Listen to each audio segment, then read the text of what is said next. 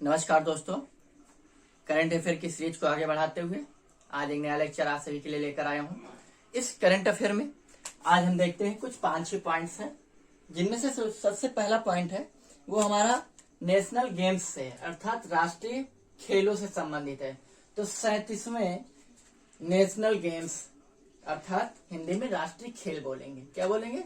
राष्ट्रीय खेल। तो 37वें नेशनल गेम्स 2023 कहाँ हो रहा है? गोवा में हो रहा है और ये पहली बार गोवा में आयोजित किए जा रहे हैं। ये फर्स्ट टाइम है गोवा में आयोजित हो रहा है। ठीक है, एशियन गेम्स नेशनल गेम्स राष्ट्रीय खेल, और ये 37वें हैं। और इस प्रकार और इनका कल नरेंद्र मोदी अर्थात हमारे देश के प्रधानमंत्री ने इनका उद्घाटन किया इस खेल का। प्लस अगर आपसे यहाँ पर क्वेश्चन फिर बन जाए कि 36वें नेशनल गेम्स या राष्ट्रीय खेल का आयोजन कहाँ हुआ था, तो आप नोट कर ले, ये गुजरात में हुआ था। कहाँ हुआ था? गुजरात में हुआ था। और इस बार जो 37वें राष्ट्रीय खेल हो रहे हैं, इसमें एक नया खेल जोड़ा गया है। इस नए खेल का नाम है गतका मार्शल आर्ट। गतका मार्शल आर्ट। क्लियर?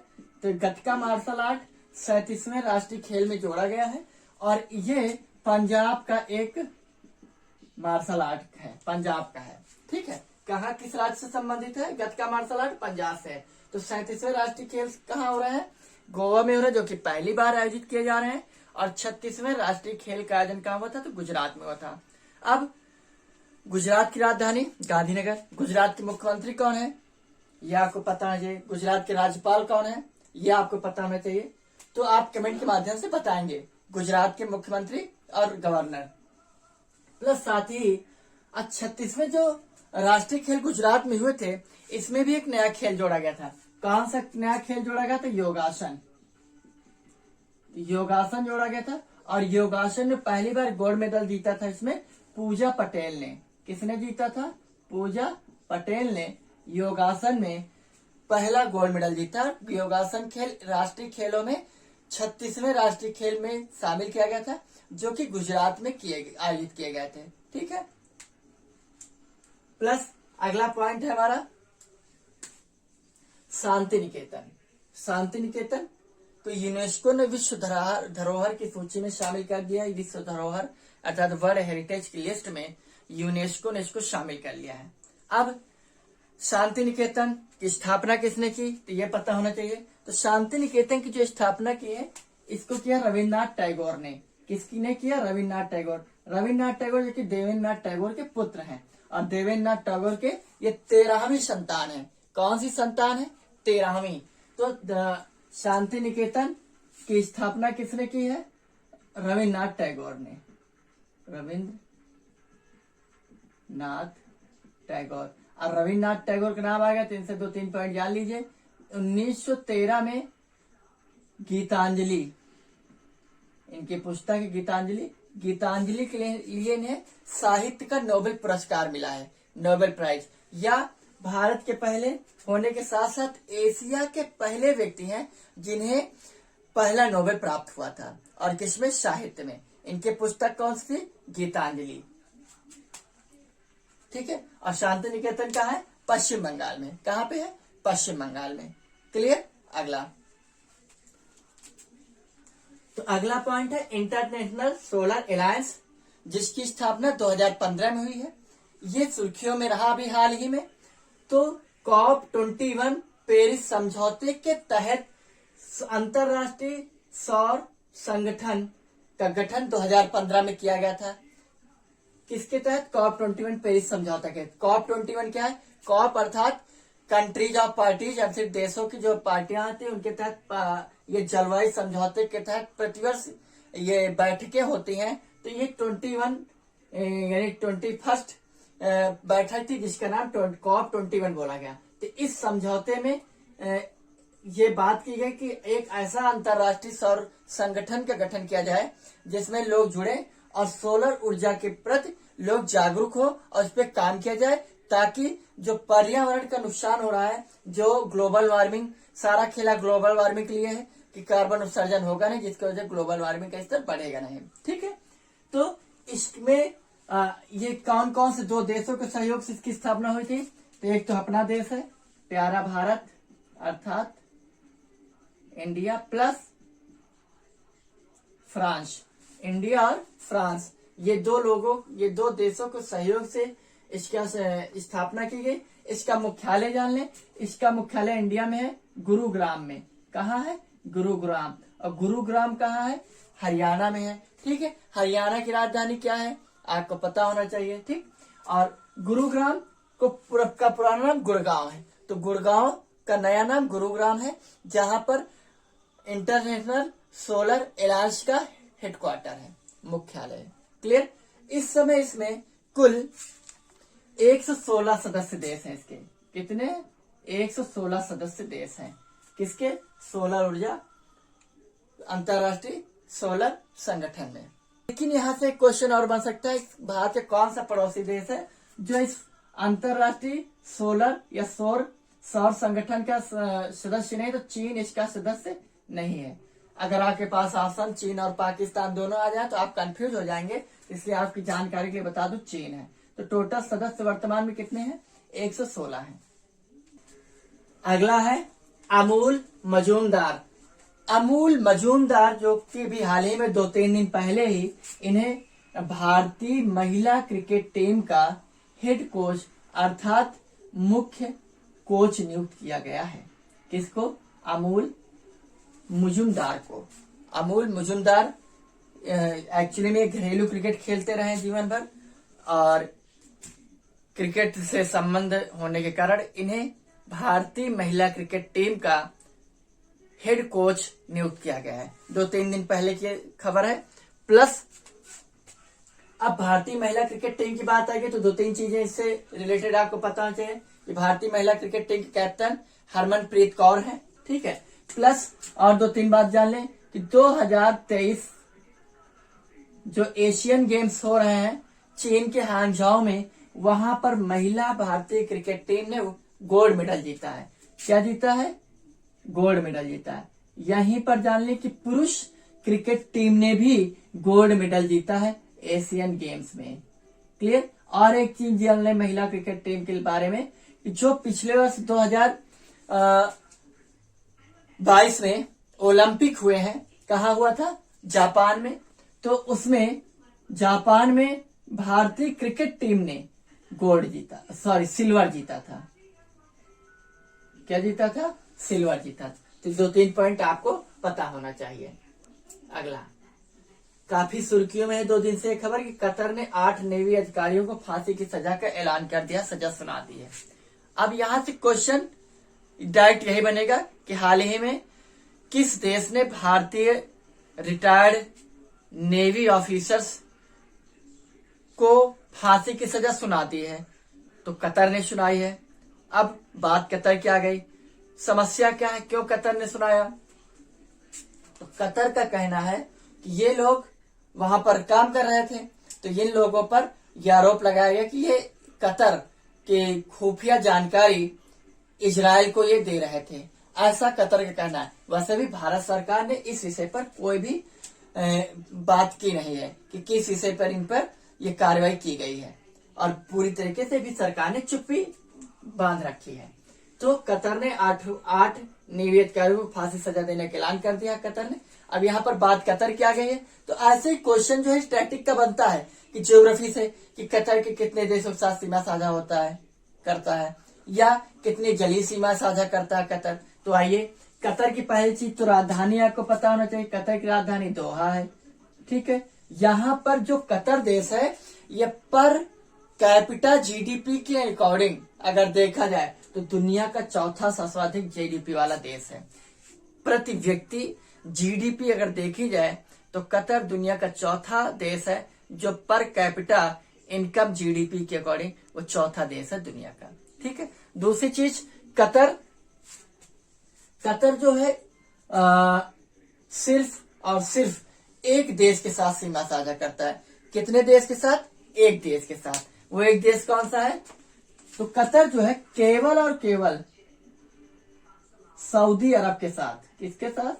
सऊदी अरब के साथ सीमा साझा करता है। बाकी इसका 3 ओर से एक क्षेत्र जो है जल राशि से घिरा हुआ है। कौन सी जल राशि है? तो वो है फारस की खाड़ी से कतर जो है 3 ओर से घिरा हुआ है। फारस की खाड़ी से, ठीक है, फारस की खाड़ी से 3 ओर से घिरा हुआ कतर। पॉइंट और जान ले कतर से। कतर जो है एक्चुअली में यहाँ पर 2022 का फीफा वर्ल्ड कप हुआ था। कौन सा होता? FIFA world cup. किसने जीता था? अर्जेंटीना ने जीता था। अर्जेंटीना ने जीता था। और फीफा वर्ल्ड कप 2022 का। प्लस एक चीज और जान लें कि भारत जो है यहां से लिक्विड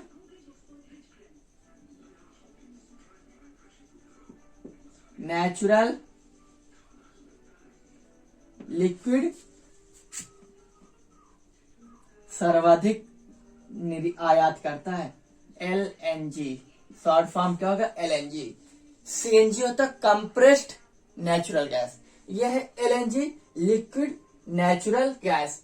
तो ये जो है भारत जो है लगभग 48% लिक्विड नेचुरल गैस यानी अर्थात LNG कतर से निर्यात करता है। सर्वाधिक आयात करता है। सर्वाधिक इंपोर्ट भारत करता है कतर से LNG 48%। 100% का जो भी है उसका 48% केवल कतर से आयात करता है, जो कि सर्वाधिक LNG का आयात करता है भारत। किससे? कतर से। ठीक। कतर की एक बात और अल जजीरा, ठीक है। अल जजीरा यहाँ की एक न्यूज एजेंसी है। क्या है? न्यूज एजेंसी, जो कि काफी सुर्खियों में इस समय इजरायल और हमास के बीच युद्ध चल रहा है।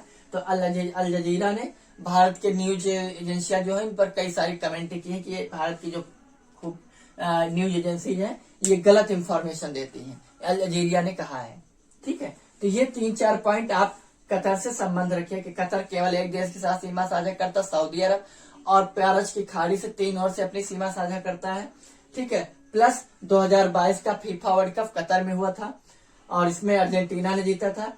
और अल जजीरा यहाँ की न्यूज एजेंसी है। और भारत जो है सर्वाधिक LNG अर्थात लिक्विड नेचुरल गैस का आयात कहां से करता है? कतर से करता है।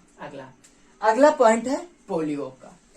वर्ल्ड पोलियो डे अभी हाल ही में 24 अक्टूबर को मनाया गया है। कौन सा? World polio day. अब पोलियो से बहुत क्वेश्चन आता है, साइंस का पॉइंट है, तो आपको पता होना चाहिए कि एक्चुअली में जो पोलियो है एक वायरस बीमारी है। कैसा है? वायरस है। वायरस जनित रोग होता है। इससे तंत्रिका तंत्र को नुकसान होता है। तंत्रिका तंत्र अर्थात जिसको इंग्लिश में बोलते हैं nervous system, plus brain stem की जो नसें होती है उनको भी काफी प्रभावित करता है। ब्रेन स्टेम की नसें उनको भी काफी प्रभावित करता है ये पोलियो। पोलियो जो है ये स्पेशली होता है 3 से 5 वर्ष के बच्चों की उम्र में। 3 से 5 वर्ष की उम्र के बच्चों में स्पेशली पोलियो होता है।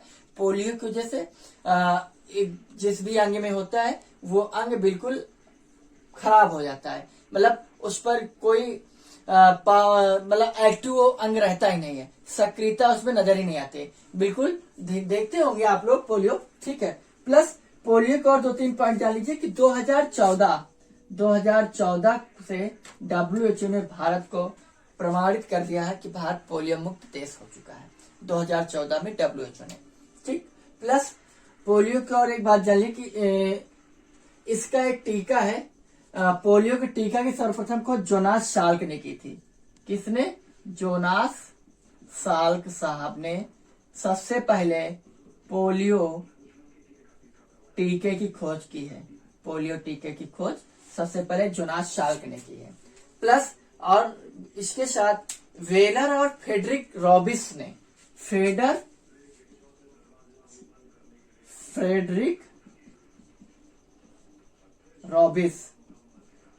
रॉबिन्स तथा वेलर, इन्होंने पोलियो की खोज की थी। क्या की थी? खोज की थी। अब पोलियो का सबसे पहले टीके की खोज किसने की है? वो जोनास साल्क ने, ठीक। लेकिन पोलियो की खोज सबसे पहले किसने की? वेलर फ्रेडरिक रॉबिन्स ने की है, और इन्होंने बताया कि ये वायरस बीमारी होती है पोलियो। ठीक है। पोलियो को स्पेशली बहुत्रषा भी बोलते हैं हिंदी में, बहुत्रषा। क्या बोलते हैं? बहुत्रषा, बहुत्रिषा बोलते हैं पोलियो को। ठीक है। तो ये पोलियो से संबंधित कुछ जानकारियां थी। क्या? पहला पॉइंट, पोलियो की खोज किसने की है? पोलियो के जनक कौन है? Weller and Frederick Robbins. इसका टीका की खोज किसने की? टीके की खोज की जोनास शार्क ने की है। प्लस ये स्पेशली 3 से 5 वर्ष की उम्र के बच्चों में ज्यादा प्रभावी होता है, और भारत 2014 से पोलियो मुक्त देश बन चुका है, और ये WHO ने इसकी घोषणा की है। ठीक। अगला पॉइंट है स्लोवाकिया। जैसा कि जो भी, अब इसका एग्जांपल सबसे अच्छा यह है कि क्वेश्चन पहले पढ़ लीजिए। स्लोवाकिया ने, जो यूक्रेन और रूस के मध्य युद्ध चल रहा है, तो यूरोप के कई सारे देशों ने यूक्रेन की मदद की है, तो स्लोवाकिया ने इसकी मदद करने से मना कर दिया। मना करने का रीजन क्या? अभी हाल ही में यहाँ पर इलेक्शन हुए स्लोवाकिया में, तो यहाँ पर पहले लेफ्ट विंग पार्टी थी, अब राइट विंग पार्टी ने जीत लिया है। तो अब जो यहाँ के राष्ट्राध्यक्ष हैं, उन्होंने कहा कि अब हम यूक्रेन की मदद नहीं कर पाएंगे। तो इस सीधी सी बात है, कोई भी लड़ाई झगड़ा इतना लंबा जब खींचता चला जाता है, तो जो भी इसके सपोर्ट में होते हैं वो भी अपना हाथ खींच लेते हैं। तो इस प्रकार से पहला यूरोपीय देश है जिसने यूक्रेन की मदद करने से मना कर दी है। ठीक। अगला, नगोर